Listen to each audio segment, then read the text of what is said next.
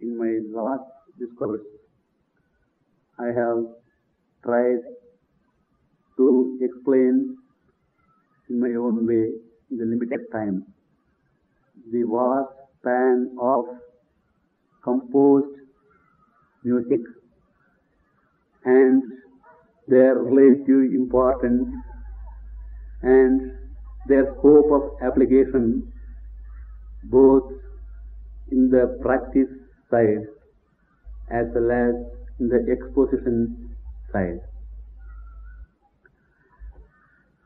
Today I would like to pass on to the other important aspect of our music, namely creative music, that is music improvised on the spot by the artist.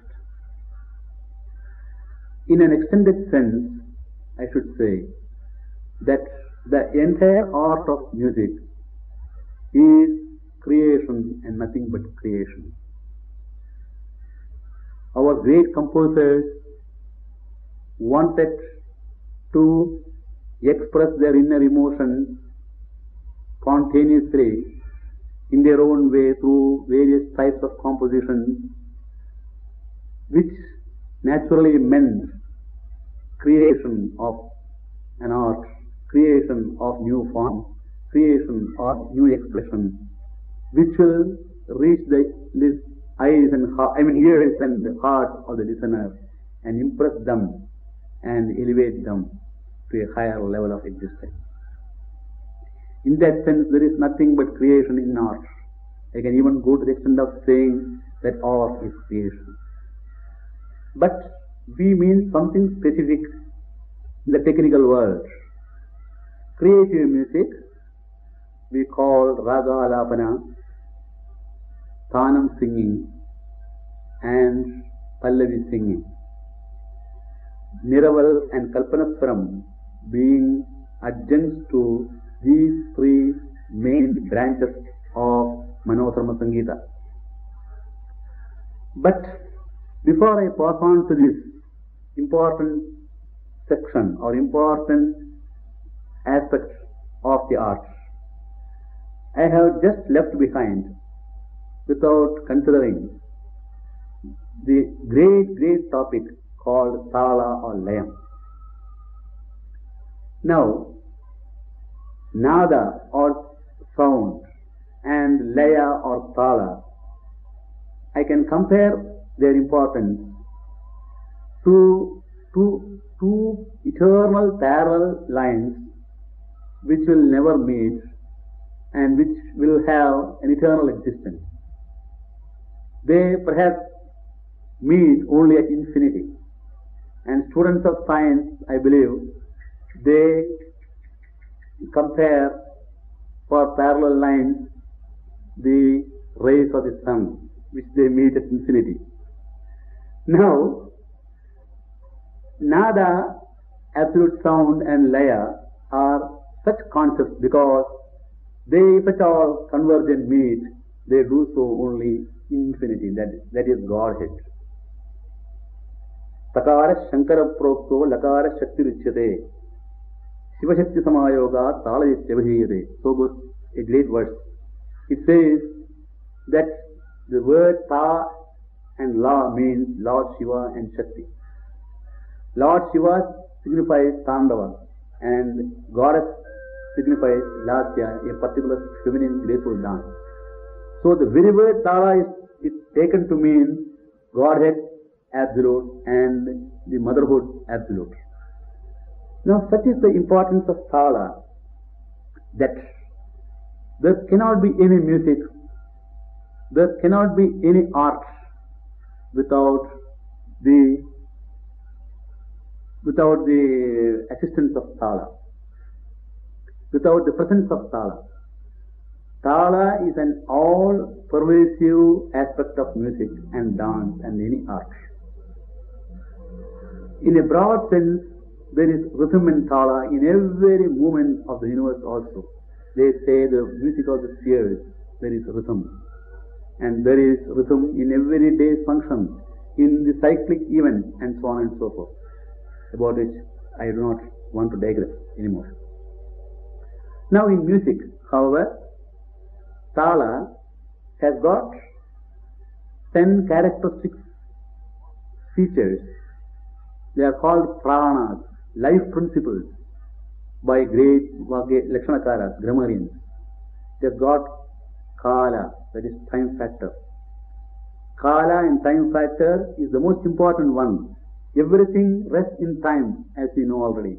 And in music, any music without the controlling factor of time will be futile and effectless. From the simplest Geetam to the complicated Pallavi, we have got the existence and the controlling nature of rhythm and Tala. Now, there have been complicated systems of Talas in our ancient days, numbering in hundreds.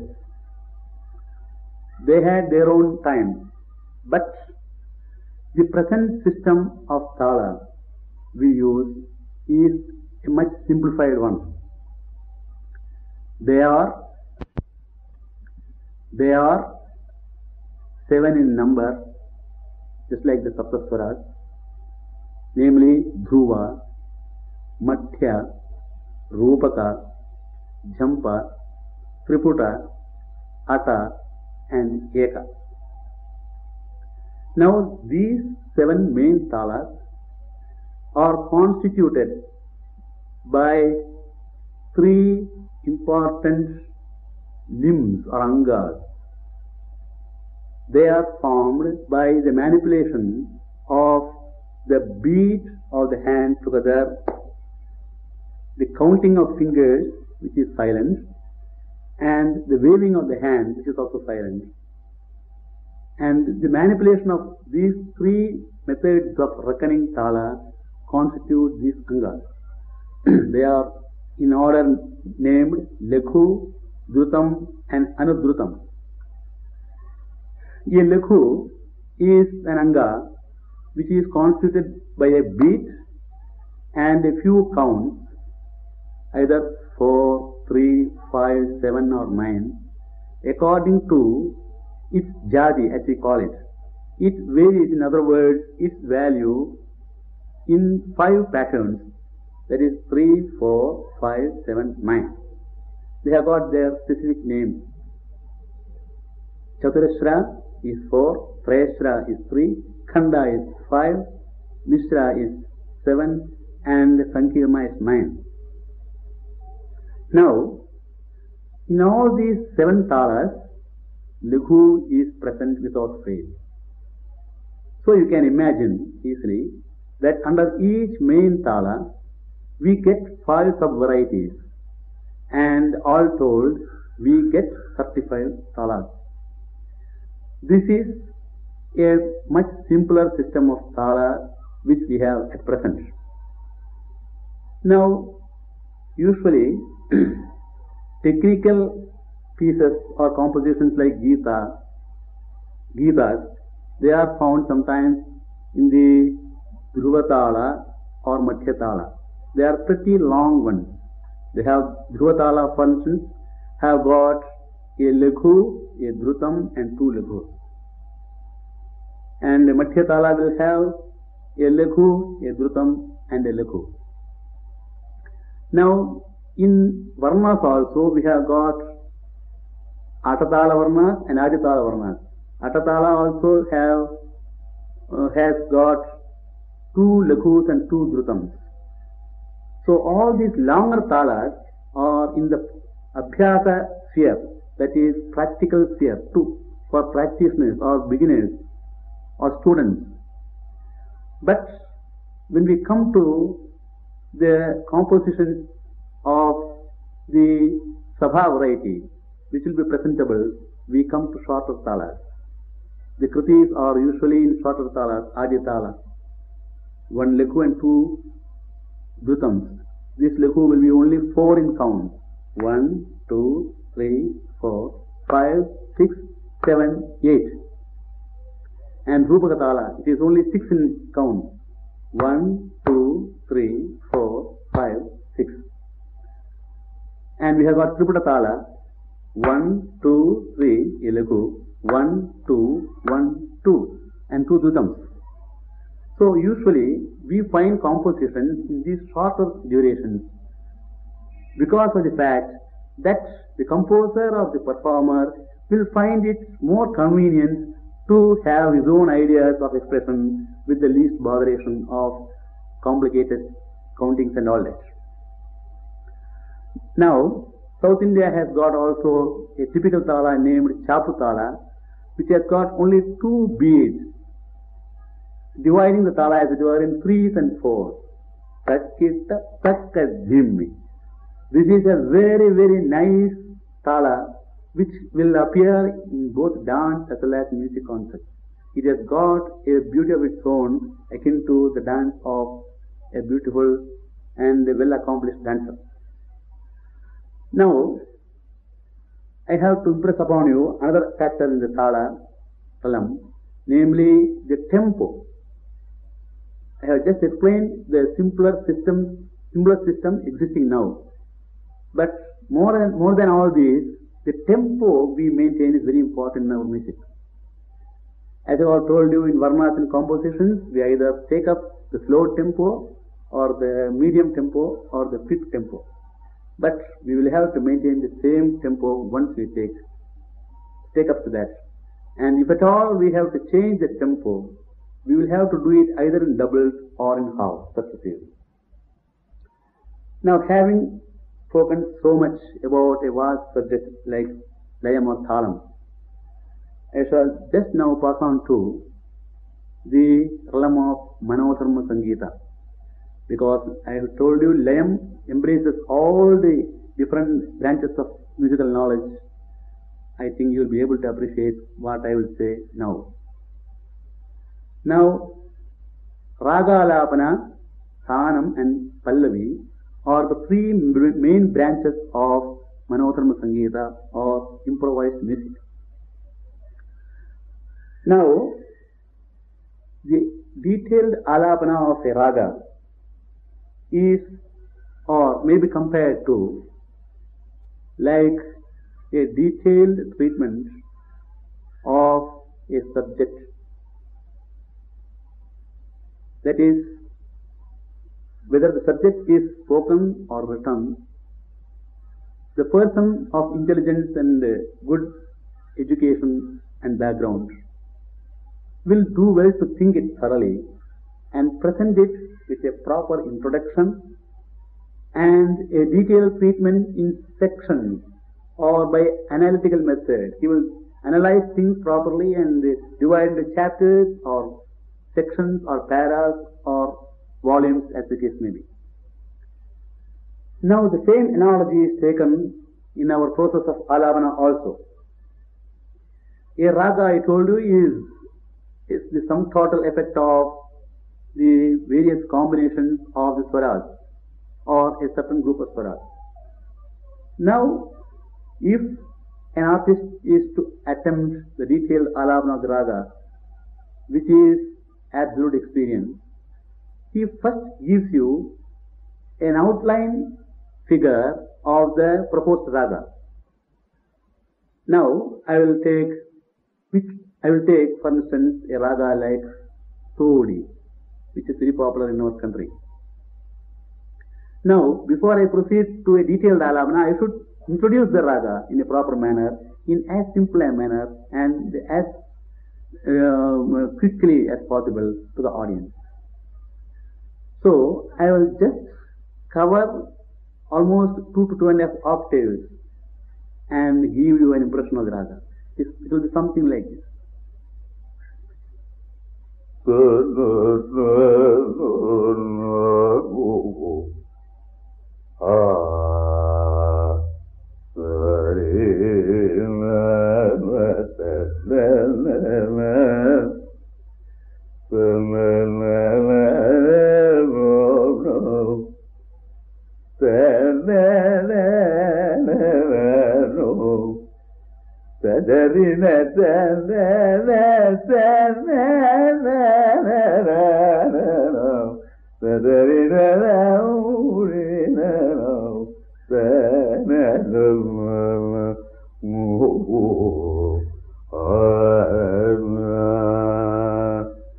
This is a very elementary introduction of the raga, just to impress upon the audience that Todi will be taken into consideration. This is called Akshiptika, introduction. Now, this introduction itself in a detailed alabana might take 15-20 minutes or even half an hour. Just like the treatment of the subject, the detailed treatment of the subject depends upon the the available time and other factors. We can do it in 2 minutes or even 2 hours. Now, the next procedure will be to detail the raga or delineate the raga in section by section. Now, the artist will start from the low sthai. He will do some alabana there. Then he will go to the middle sthai and he will go to the upper sthai. That is called the next stage. Raga Vardhani is called. That is, you expand the raga. Vardhana means expand or magnify or present in detail. Now for that, I cannot sing in detail, but still I will show you in samples. Now,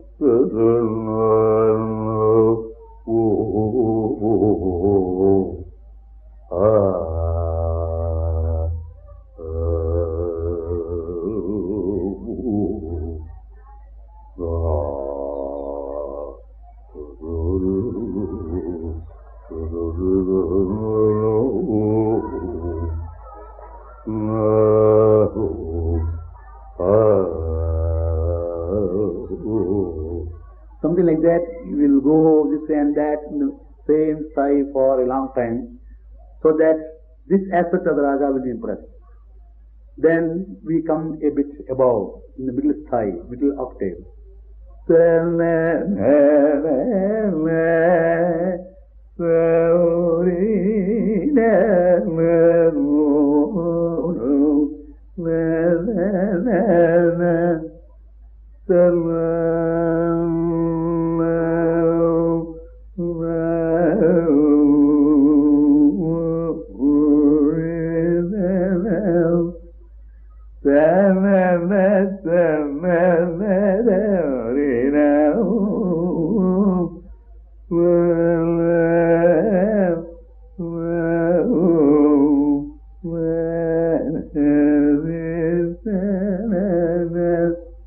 And so on, will go on for a length of time.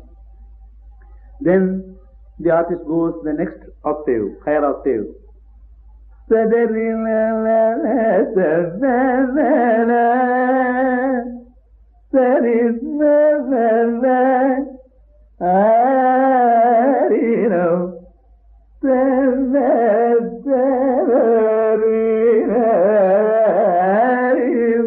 Something like that. It gives you an impression like that of an exalted character perhaps.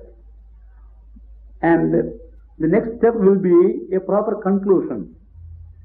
Just like the introduction and the building, you must properly conclude things. That is called the summation of the raga.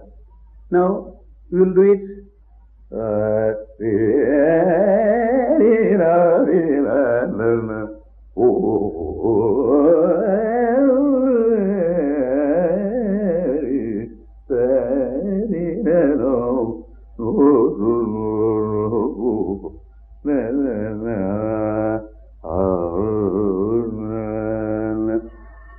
Now, this is a sample of the detailed alabana which will be adopted. Now, the next branch is what is called thanam, wherein the raga figure is given in a different pattern with some perceptible rhythm. That is, there will be no counting of fingers and all that, but there will be a rhythm like that. For instance, Anam Anam Anam Anam Tam Anam Tam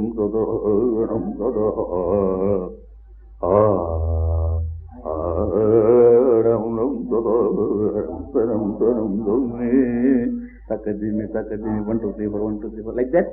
It will be having a perceptible rhythm over. Anakam namda anamda aganamdam daram daram damni anamda aganamdam daram daram damda anamdam anamda anamda anamdam daram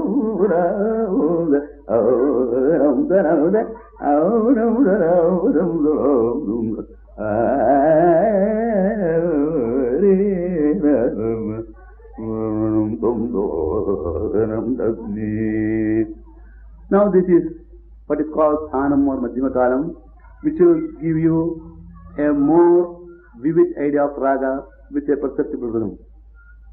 Now the third branch of Manodharma is called Pallavi. It signifies Padam, Layam, Vinyasam. Pada means Sahitya, Laya means Rhythm, Vinyasa means variation. Now a certain Sahitya will be taken and in a particular raga it will be set up in a particular tala, and it will be sung first in a simple mold and further developed around the same theme, just manipulating the words a bit here and there, or this or that, but without changing the main structure and giving the variations according to the imagination of the artist, both in the matter of Sahitya as well as in the music. But the general and the skeleton mold will be unaffected. This is called Pallavi, and it will be followed by what is called Neraval, variation of the theme. Now I will just show you a sample. Ganalola Karuna Alava Ganalola Karuna. This is in Aditala, and it starts just 3 counts after the beat, the starting of the tala. Now this same Pallavi can be sung even in the slower tempo. Ga na lola karuna alawa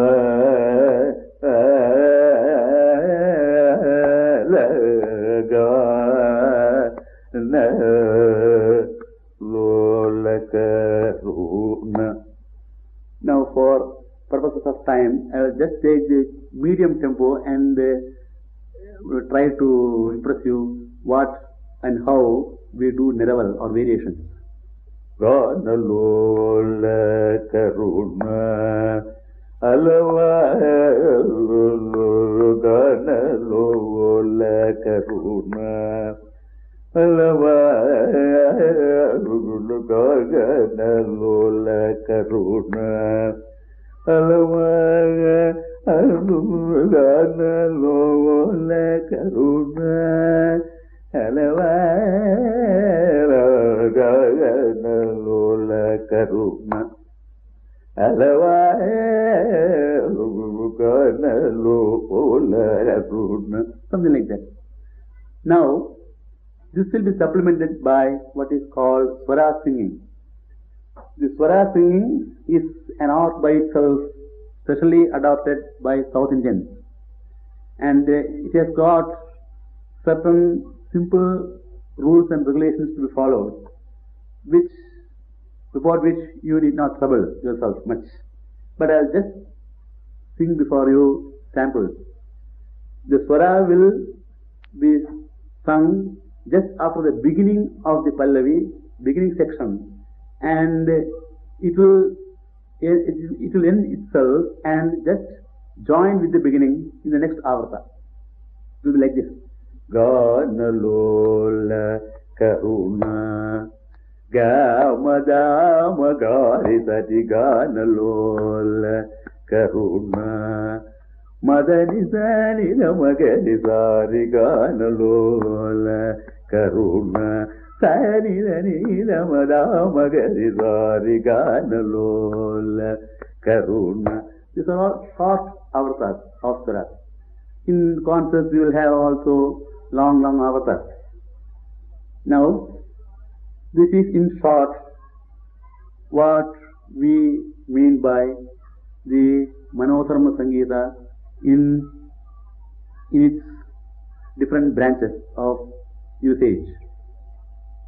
Now, in a concert, and in an average concert as we have at present, the half of the time will be taken roughly by prescribed compositions and their presentation with the accompaniment of violin and mridangam.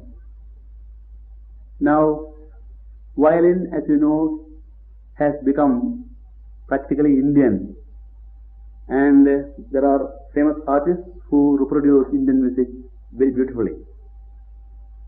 And mridangam is a rhythmic accompaniment which has its own characteristic features and which is typical of Indian genius.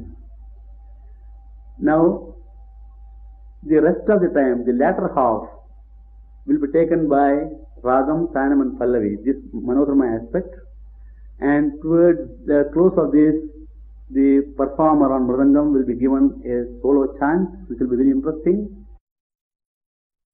From the ancient lore will be taken, or some Ragamalika or Javali or Tillana, as I explained before, will be sung and the concert will be ended with auspicious Mangalam. Now, this is the usual procedure adopted now at present. Now, I have to touch upon the importance, relative importance between a performance, between a demonstration and the teaching work of a musician.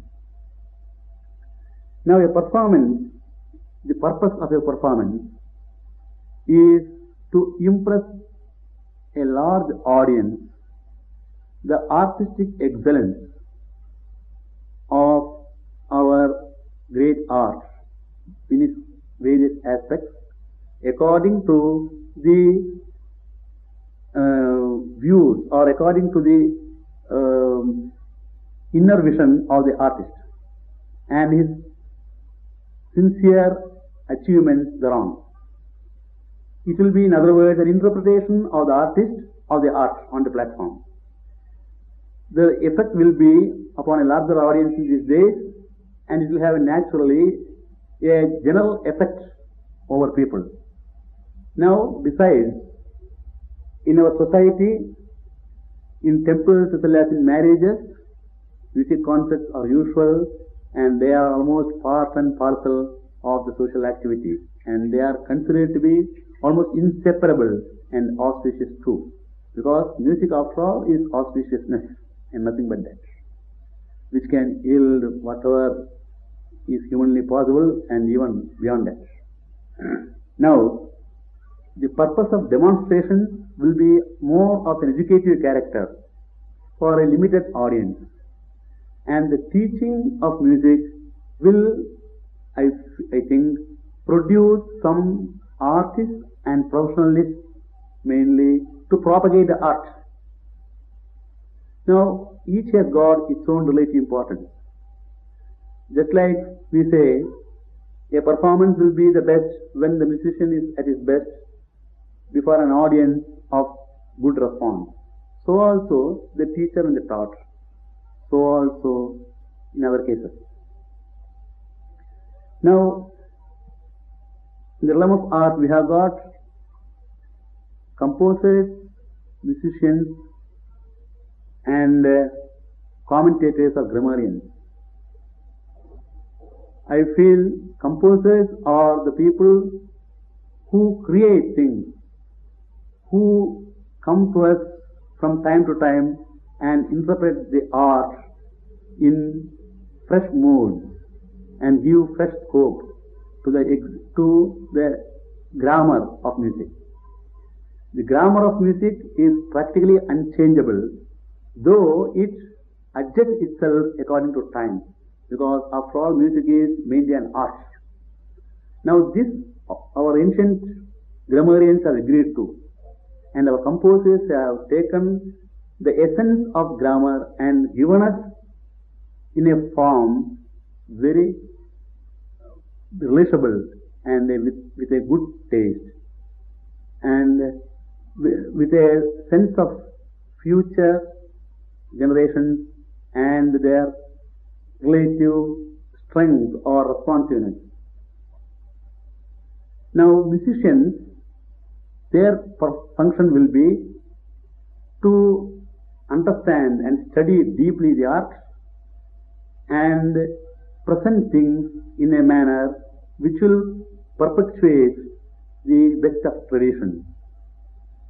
Now, formerly we had the Maharajas and the things were different, and the art had its own royal status and all that. Now too it is almost the same, but democracy has changed the color to a certain extent. But with all that, art of music cannot be dictated by any policy. It requires complete freedom. Classical art or classical music requires complete freedom of thought and complete freedom of expression. Otherwise, it cannot grow.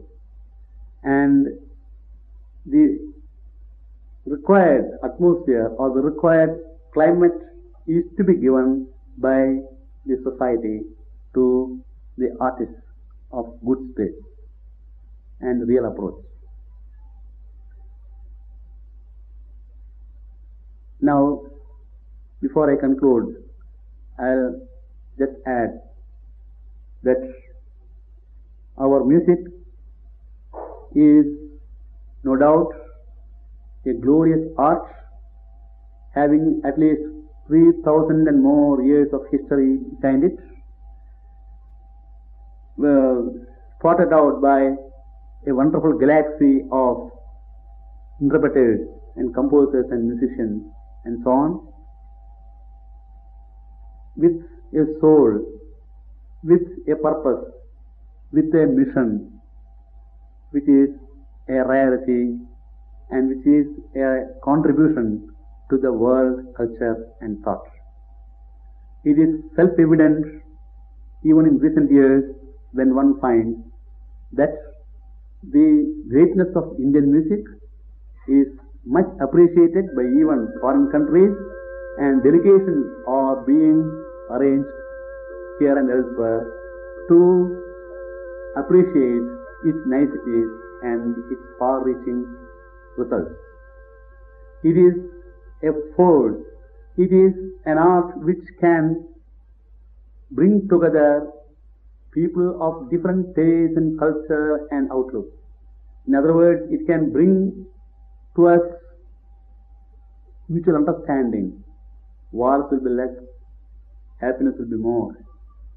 And wherever and whenever such glorious arts are being sponsored, I am sure that the whole of humanity will be more happy and the world will be much more acceptable or much more relatable to live in and carry on our own services. Thank you.